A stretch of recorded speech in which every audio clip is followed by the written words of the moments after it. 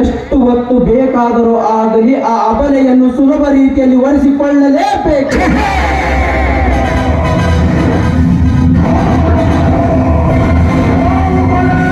ಓಹೋ, ಅವಳೇ ಬಂದಳು. ತರಲಿ. ಸುಭದ್ರಾ,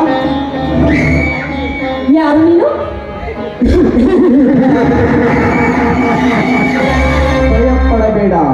ನಾನೇ ಈ ನಾಡಿಗೆ ಗಂಡುಗಲಿ ಎನಿಸಿಕೊಂಡಿರುವ ಆ ಮಹೇಂದ್ರನ ಸಂಸ್ಥೆಯ ಸಾಮೂಹಿಕ ಮ್ಯಾನೇಜಿಂಗ್ ಡೈರೆಕ್ಟರ್, ಅರ್ಥಾತ್ ಆ ಸಂಸ್ಥೆಯ ಪಾಲುದಾರ ಗಜೇಂದ್ರ ಅಂತ. ಅರ್ಥವಾಯ್ತು. ಮೊದಲು ನಾನು ಯಾರನ್ನು ತಿಳಿದು ಮಾತನಾಡು. ನನಗೆ ಗೊತ್ತು ರಾಜಕುಮಾರಿ, ನೀನು ಯಾರು ಅಂತ. ನೀನೊಂದು ಈ ನವಯುಗದಲ್ಲಿ ನಿರ್ಮಿತಗೊಂಡ ಸುಂದರ ಹೆಣ್ಣು, ಮಾಗಿ ನಿಂತ ರಸಪೂರಿತ ಮಾವಿನ ಹಣ್ಣು. ಅದರ ಸಿಹಿ ಮಾಧುರ್ಯವನ್ನು ಅನುಭವಿಸಿ ತೃಪ್ತಿ ಪಡಬೇಕೆಂದೇ ನಾನಿಲ್ಲಿಗೆ ಬಂದಿದ್ದೇನೆ. I love you. ಏ ಹುಚ್ಚ, ಹುಚ್ಚು ಬಡ ಭಿಕಾರಿ, ಹೆಣ್ಣು ಸಿಕ್ಕಿದೆ ಎಂದು ನನ್ನನ್ನು ಕೆಳಕಲು ಬಂದಿದ್ದೆ. ಆದ್ರೆ ನಾನು ಯಾರು?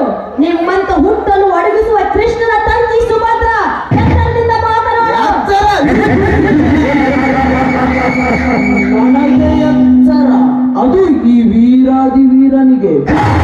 ಸುಭದ್ರ, ವರ್ಷ ನಿನಗೆ ಪೂರ್ತಿ 18 ಮುಗಿದರೂ ನಿನ್ನ ಕಂಠದ ಸುತ್ತ ಕರಿಮಣಿ ಸರವು ಇಲ್ಲದೆ ನಿನ್ನ ಕುತ್ತಿಗೆ ಬತ್ತಿ ಬಾಡಿ ನನಗಾಗಿ ಮಿಡಿಯುವಾಗ ನಾನು ನಿನ್ನನ್ನು ಹುಡುಕಿಕೊಂಡು ಬಂದಿದ್ದೇನೆ. ನಾನಿನ್ನ ವರನಾಗಬೇಕೆಂದು ಬಾ, ಹಿಂದೆ ಅರನ ಸಾಕ್ಷಿಯಾಗಿ ನಿನಗೆ ತಾಳಿ ಕಟ್ಟಿ ರತ್ನ ಸಿಂಹಾಸನದ ಮೇಲೆ ಕೂಡಿಸುವೆ.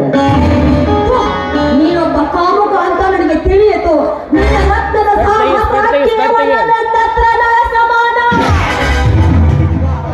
ವಾಹ್ ವಾರೆ ವಾಹ್, ನೀ ಮೆಚ್ಚಿದೆ ಸುಭದ್ರ ನಿನ್ನ ಈ ಇಚ್ಛಾಶಕ್ತಿಗೆ.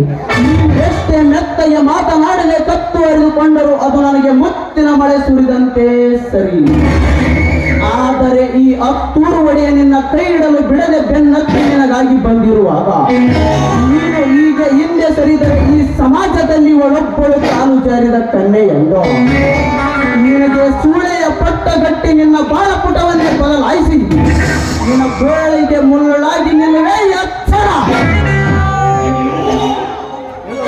ಹಲೋ ಹುಚ್ಚ, ನಿನ್ನ ಸ್ವಾರ್ಥಕ್ಕಾಗಿ ನಿನ್ನ ಹೊಚ್ಚಿಗಿಟ್ಟಿನ ನಾಯಿ ಹತ್ರ ನನ್ನ ಬೆನ್ನು ಹತ್ತಿ ಬಂದು ಬಾಳ ಕಳಿತೀನಿ ಅಂತ ಬೆನ್ನು ಹತ್ತಿ ಬಂದಿದ್ದಾದ್ರೆ ಎದ್ದು ಬಂದು ಎದೆಗೆ ಒಯ್ತಾರೆ ಈ ಸಮಾಜದ ಜನ.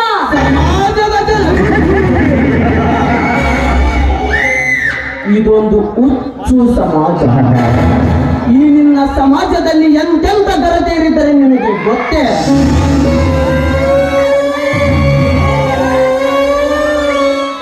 ಕಳಹೀನ ಗಂಡನಿದ್ದರೂ ಅವನನ್ನು ದೇವರೆಂದು ನಂಬದೆ ಗಾಜಿನ ಮನೆಯ ಗಂಭೀರ ಕಂಡೊಡನೆ ಅವನೊಂದಿಗೆ ದಾಂಪತ್ಯ ಸುಖ ಬಯಸದ ಹೆಣ್ಣುಗಳೆಷ್ಟಿಲ್ಲ ಈ ನಿನ್ನ ಆಳು ಸಮಾಜದಲ್ಲಿ.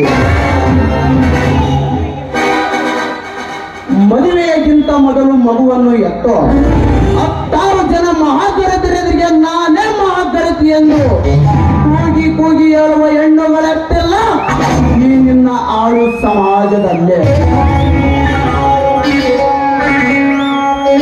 ಮಾಡಿಕೊಂಡ ಗಂಡನನ್ನು ಕೈ ಬಿಟ್ಟ ಮತ್ತೊಬ್ಬನೊಂದಿಗೆ ರಾತ್ರೋರಾತ್ರಿ ಓಡಿ ಹೋಗುವ ಹೆಣ್ಣುಗಳೆಷ್ಟಿಲ್ಲ ಈ ನಿನ್ನ ಆಳು ಸಮಾಜದಲ್ಲಿ. ಅದಷ್ಟೇ ಅಲ್ಲದೆ ದೇವರ ಗುಡಿಗೆ ಹೋಗುತ್ತೇನೆಂದು ನಟನೆ ಮಾಡಿ ದೇವರಿಗೆ ದರ್ಶನವಾಗದೆ ಮಿಂಡನ ಜೊತೆಗೆ ಸರಸ ಮಾಡುವ ಬಂಡೆಗಳೆಷ್ಟಿಲ್ಲ ಈ ನಿನ್ನ ಆಳು ಸಮಾಜದಲ್ಲಿ. ಅಂದಾಗ ಯಾವ ಮಹಾಗರತಿ ಎದ್ದು ಬಂದು ಒಲಿತಾಳೋ ನನ್ನಂತವನನ್ನ. ಗಟ್ಟಿಯರ ಕೊರಳನ್ನು ಕೊಯ್ದು ಈ ರೀತಿ ಮಾತನಾಡುವ ನಿನಗೆ ದುರಮರಣವೇ ಸಾಕ್ಷಿ. ಸಮಸ್ತ ಗರ್ತಿಯರ ನಾಡಿನ ಶಾಪವೇ ನಿನಗೆ. ಗರತಿಯರ ಶಾಪ. ಸುಭದ್ರ, ದುರ್ಮರಣಕ್ಕೆ ಈಡಾಗಿ ಸಾಯುವ ವ್ಯಕ್ತಿಗಳು ಎಂತವರೆಂದು ಲಕ್ಷಗೊಟ್ಟು ಕೇಳು.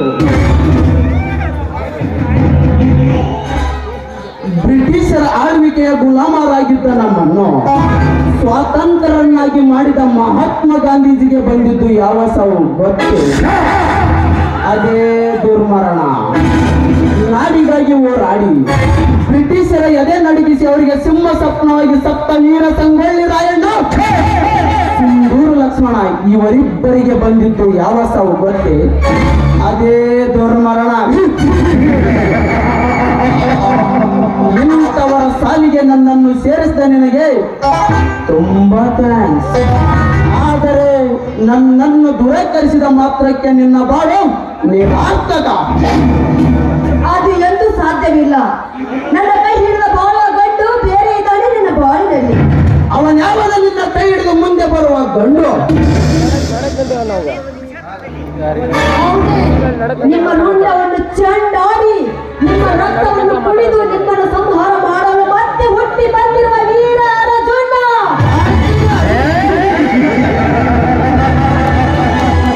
ಅವನ್ಯಾವನು? ಅರ್ಜುನ.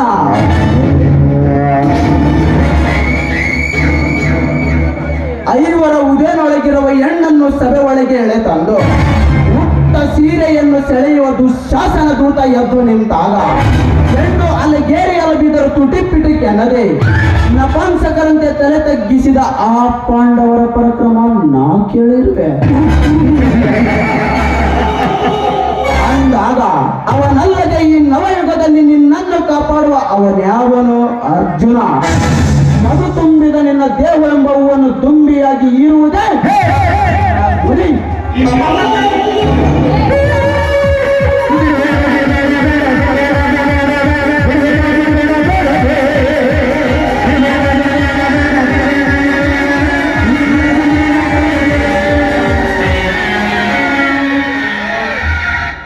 ಅಲ್ಕ ನನ್ನ ಮಗನೇ, ಕೈ ಬಿಡುವ ಒಂಟಿ ಹೆಣ್ಣನ್ನು.